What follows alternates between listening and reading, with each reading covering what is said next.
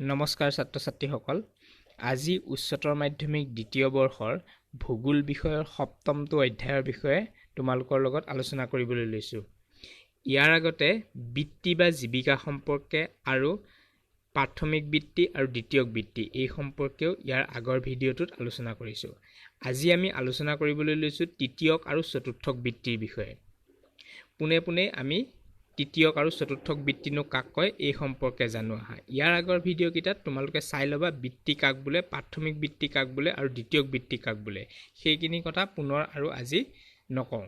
আজি ক'ম তৃতীয়ক আৰু চতুৰ্থক বৃত্তিৰ বিষয়েহে। যিসকল লোক বিভিন্ন সেৱা খণ্ডৰ লগত জড়িত হৈ থাকে সেইসকল লোককে সাধাৰণতে তৃতীয়ক বৃত্তিধাৰী লোক বুলি কোৱা হয়। এতিয়া সেৱা খণ্ড মানে কি? সেৱা খণ্ড মানে হৈছে পোনপটীয়াকৈ কোনো ধৰণৰ উৎপাদন কাৰ্যৰ লগত জড়িত হৈ নাথাকে। যেনেকৈ কৃষি কৰ্ম কৰা লোকসকল উৎপাদন কাৰ্যৰ লগত জড়িত হৈ থাকে, যাক আমি প্ৰাথমিক বৃত্তিধাৰী লোক বুলি কওঁ। উদ্যোগ খণ্ডৰ লগত জড়িত হৈ থকা লোকসকলো উৎপাদন কাৰ্যৰ লগত জড়িত হৈ থাকে, যাক আমি দ্বিতীয়ক বৃত্তি বুলি কৈছিলোঁ। কিন্তু সেৱা খণ্ডৰ লগত জড়িত লোকসকলে পোনপটীয়াকৈ উৎপাদন কাৰ্যৰ লগত জড়িত হৈ নাথাকে আৰু এইসমূহ কৰ্মকে আমি তৃতীয়ক বৃত্তি বুলি কওঁ। উদাহৰণস্বৰূপে স্বাস্থ্য খণ্ডৰ লগত জড়িত লোকসকল, শিক্ষা খণ্ডৰ লগত জড়িত লোকসকল, আইন, প্ৰশাসন, বিনোদন, পৰামৰ্শদাতা এইবোৰ সেৱাৰ লগত জড়িত লোকসকলক সাধাৰণতে আমি তৃতীয়ক বৃত্তিধাৰী লোক বুলি কওঁ। ইয়াৰ লগতে তৃতীয়ক বৃত্তিধাৰী লোকৰ অন্য কিছুমান উদাহৰণ হৈছে বিজুলী কৰ্মী, ধোবা, গাড়ী চালক, পাইলট, শিক্ষক, ডাক্তৰ, যিখিনি কৈছোঁৱেই, উকিল, পৰামৰ্শদাতা, প্ৰকাশক, বিক্ৰেতা, এই সকলোবিলাক হৈছে তৃতীয়ক বৃত্তিধাৰী লোক। এইবাৰ চোৱা তৃতীয়ক বৃত্তিৰ প্ৰকাৰ সম্পৰ্কে। তৃতীয়ক বৃত্তি বুলি কওঁতে বিভিন্ন ধৰণৰ সেৱা খণ্ডবিলাক জড়িত হৈ থাকে। যাতায়াত আৰু যোগাযোগ ব্যৱস্থাৰ লগত জড়িত বিভিন্ন সেৱা, ব্যৱসায় বাণিজ্যৰ লগত জড়িত বিভিন্ন সেৱা, এই সকলোবিলাকেই তৃতীয়ক বৃত্তিৰ লগত জড়িত। চিঠি আদান প্ৰদান, টেলিফোনত কথা পতা, এইসমূহৰ লগত জড়িত যিবিলাক লোক আছে এইবিলাক সকলোবিলাকেই তৃতীয়ক বৃত্তিধাৰী লোক। এতিয়া তোমালোকৰ কিতাপত এখন তালিকা আকাৰে তৃতীয়ক আৰু চতুৰ্থক বৃত্তিধাৰী লোকসকলক বিভিন্ন প্ৰকাৰত ভাগ কৰিছে। আমি সেই তালিকাখন চাই লওঁ আহা। ভাগ কৰা গৈছে সেৱা খণ্ডক তিনিটা ভাগত ভাগ কৰা হৈছে: তৃতীয়ক কাৰ্য বা তৃতীয়ক বৃত্তি, চতুৰ্থক বৃত্তি আৰু এটা হৈছে পঞ্চমক বা পাঁচুতীয়া বৃত্তি। এতিয়া এই তৃতীয়ক কাৰ্যৰ লগত জড়িত হৈ আছে যিখিনি আমি ইতিমধ্যে উল্লেখ কৰিছোঁ: ব্যৱসায় আৰু বাণিজ্য, যাতায়ত, যোগাযোগ আৰু সেৱা। এতিয়া আমি প্ৰথমে তৃতীয়ক বৃত্তিৰ লগত জড়িতখিনিকে চাই লওঁ আহাচোন। ব্যৱসায় আৰু বাণিজ্যক দুই প্ৰকাৰত ভাগ কৰা হৈছে: পাইকাৰী আৰু খুচুৰা। পাইকাৰী আৰু নগৰীয়া যোগান গৃহ আৰু এটা হৈছে গ্ৰাম্য ভঁৰাল। খুচুৰা ব্যৱসায়ী যিবিলাক আছে সেইসমূহো তেনেকৈ একে নিচিনাকৈ নগৰীয়া আৰু গ্ৰাম্য আছে। গ্ৰাম্যবিলাক যেনেকৈ সাপ্তাহিক বজাৰ, ফেৰীৱালা মানে ঘৰে ঘৰে বিক্ৰী কৰোঁতাবিলাক। নগৰীয়াসকলত আছে আকৌ চেইন ষ্ট'ৰ, মেইন অৰ্ডাৰ, সুবিধাজনক বজাৰ কেন্দ্ৰ আৰু এটা হৈছে PDS। তাৰপিছতে চোৱা এই মেইন অৰ্ডাৰত আছে টেলিফোন আৰু ইণ্টাৰনেট। PDS public. তাৰপিছত চোৱা যাতায়তৰ ক্ষেত্ৰত আছে ৰেল পৰিবহণ, পথ পৰিবহণ, জলপথ পৰিবহণ, আকাশী পথ পৰিবহণ, এইসমূহ হৈছে যাতায়তৰ ভাগ। এতিয়া জলপথৰ ক্ষেত্ৰত আছে আকৌ আভ্যন্তৰীণ আৰু সামুদ্ৰিক জলপথত যাত্ৰী কঢ়িওৱাও আছে আৰু আছে মালবাহী। একেদৰে যোগাযোগ ব্যৱস্থাটো যদি চাওঁ তেতিয়াহ'লে আমি দেখিবলৈ পাম তিনিটা ভাগ: পৰিবহণ মাধ্যম, দূৰসংযোগ মাধ্যম আৰু এটা হৈছে চাক্ষুষ বা চকুৰে দেখা। এতিয়া চোৱা চাক্ষুষ দেখাত আকৌ কি কি আছে: চিনেমা, ৰেডিঅ', টিভি, ছপা কাম, এইসমূহ সকলোবিলাক এই চাক্ষুষ দেখাৰ লগত, বিনোদনৰ লগত এইবোৰ জড়িত হৈ আছে। তাৰপিছত ছপা কামত আকৌ আছে বাতৰি কাকত আৰু আলোচনী। ইয়াতে আলোচনী বানানটো ভুল হৈ আছে বাৰু। এইখিনি হৈছে যোগাযোগৰ লগত জড়িত ভাগ। এতিয়া চতুৰ্থক বৃত্তিত কি কি আহিলে চোৱা। চতুৰ্থক বৃত্তিত আছে তথ্যভিত্তিক আৰু গৱেষণা আৰু উন্নয়ন ভিত্তিক বা গৱেষণাৰ লগত জড়িত লোকসকল চতুৰ্থক বৃত্তিধাৰী।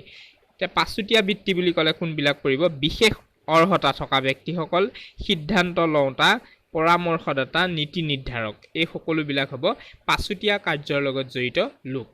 এতিয়া আমি এই প্ৰতিটো খণ্ডৰ বিষয়ে বিস্তৃতভাৱে আলোচনা কৰোঁ আহা।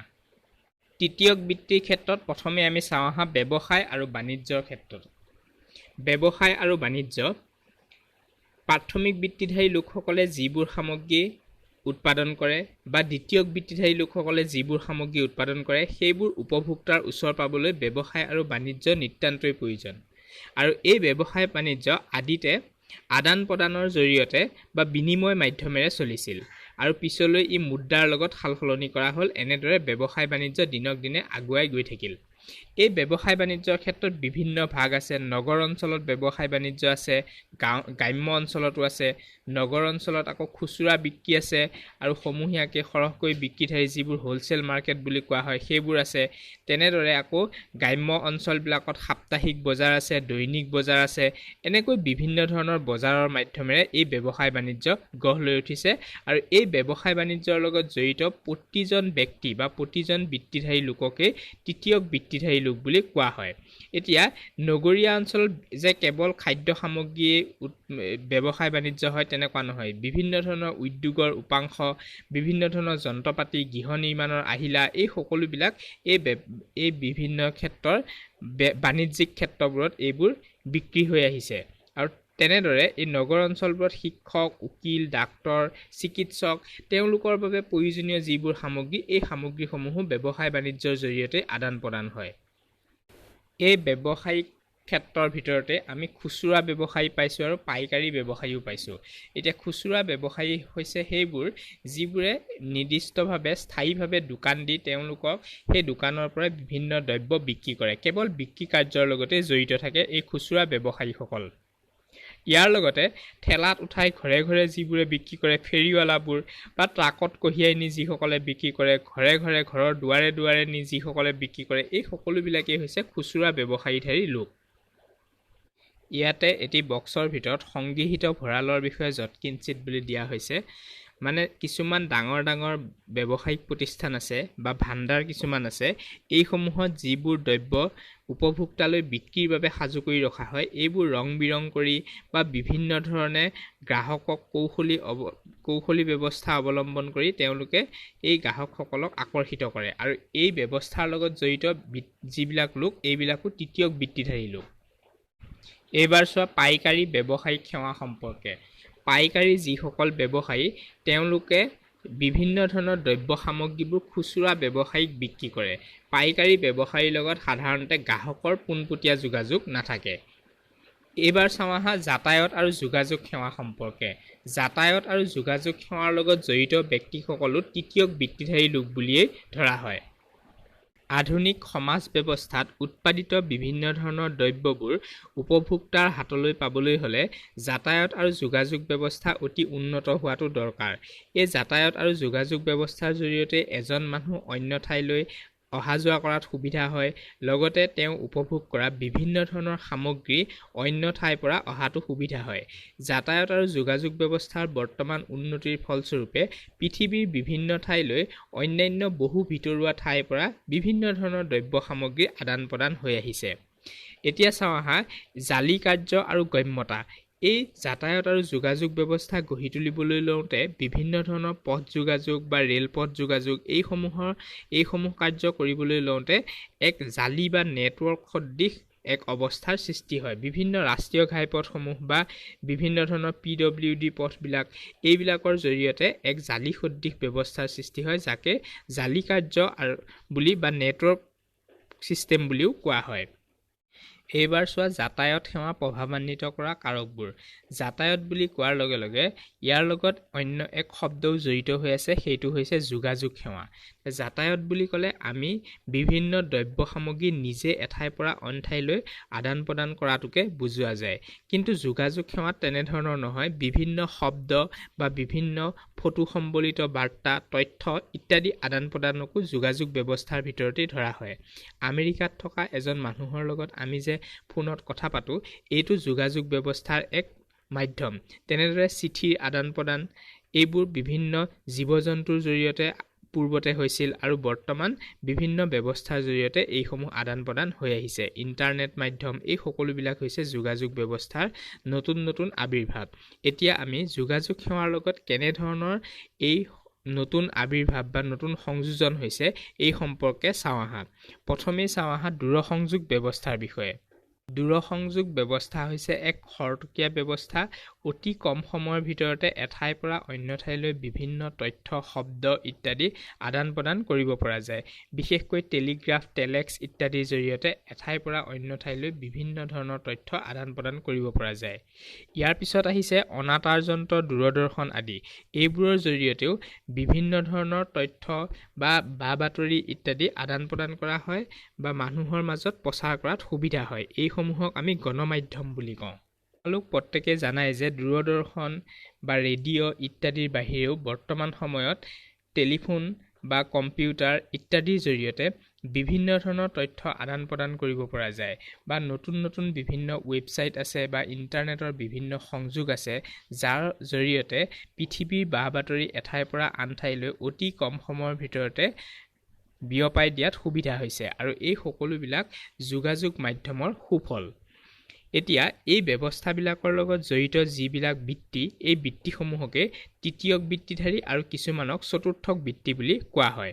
এতিয়া তোমালোকে চোৱা, তৃতীয়ক বৃত্তিত নিয়োজিত আৰু কিছুমান লোক আছে সেই সম্পৰ্কে। প্ৰথমে চোৱা পৰ্যটন।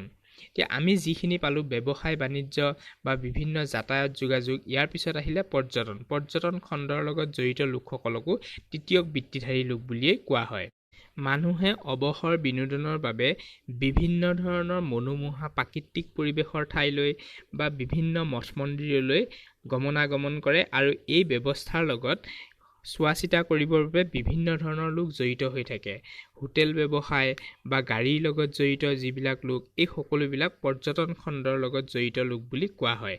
এনেদৰে এই খণ্ডটোৰ লগত জড়িত যিবোৰ বৃত্তি, এইবোৰক তৃতীয়ক বৃত্তিধাৰী লোক বুলিয়েই কোৱা হয়। আমি সমগ্ৰ পৃথিৱীৰ পৰ্যটন ক্ষেত্ৰবোৰ যদি চাওঁ, তেতিয়াহ'লে দেখিবলৈ পাওঁ যে যিবোৰ অঞ্চল সাধাৰণতে প্ৰাকৃতিক পৰিৱেশেৰে মনোমোহা, সাধাৰণতে শীতকালীন ঠাইবোৰ বা পাহাৰ পৰ্বতৰ ওখ ঠাইবোৰ বা বিভিন্ন ঐতিহাসিকভাৱে প্ৰসিদ্ধ স্থানবোৰেই সাধাৰণতে পৰ্যটনস্থলী হিচাপে বিবেচিত হৈছে। আৰু সেই অনুসৰি ভূমধ্যসাগৰৰ কেউফালে থকা যি নাতিশীতোষ্ণ অঞ্চল, সেই অঞ্চলত সাধাৰণতে পৰ্যটনস্থলীসমূহ আছে। আৰু ভাৰতৰ পশ্চিম উপকূল অঞ্চল বা উত্তৰ পূব ভাৰতৰ বিভিন্ন ৰাষ্ট্ৰীয় উদ্যান বা অভয়াৰণ্যবোৰ, ঠিক একেদৰে আমাৰ অসমৰ ৰাষ্ট্ৰীয় উদ্যান আৰু অভয়াৰণ্যসমূহ, এইবোৰ অঞ্চল হৈছে বিশ্ব প্ৰসিদ্ধ কিছুমান পৰ্যটনস্থলী। এতিয়া আমি চাওঁ আহা এই পৰ্যটন উদ্যোগটোক প্ৰভাৱান্বিত কৰা বিভিন্ন কাৰকসমূহ সম্পৰ্কে। পৰ্যটনত প্ৰভাৱান্বিত কৰা কাৰকসমূহৰ ভিতৰত প্ৰথমতে হৈছে চাহিদা। আদিম কালত যেতিয়া মানুহে কৃষি কৰ্ম কৰিছিল বা বিভিন্ন ধৰণৰ খাদ্যদ্ৰব্য সংগ্ৰহ কৰিছিল, চিকাৰ কৰিছিল, তেতিয়া মানুহৰ সময়ৰ একেবাৰে অভাৱ আছিল, কাৰণ দিনৰ দিনটো শাৰীৰিক শ্ৰম কৰিব লগা হৈছিল। কিন্তু দিনক দিনে যেতিয়া জীৱন নিৰ্বাহৰ মান উন্নত হ'বলৈ ধৰিলে, তেতিয়া লাহে লাহে মানুহৰ জিৰণিৰ সময় বাঢ়িবলৈ ধৰিলে আৰু অৱসৰ বিনোদনৰ বাবে তেতিয়াৰ পৰা মানুহে বিভিন্ন ঠাই ভ্ৰমণ কৰিবলৈ ভাল পালে। তাৰপিছত আহিলে পৰিবহণ। যিকোনো এখন ঠাইলৈ বা কোনো এখন ঠাই পৰ্যটন উদ্যোগ হিচাপে গঢ়ি উঠিবলৈ হ'লে পৰিবহণ ক্ষেত্ৰৰ বিকাশ হ'বই লাগিব।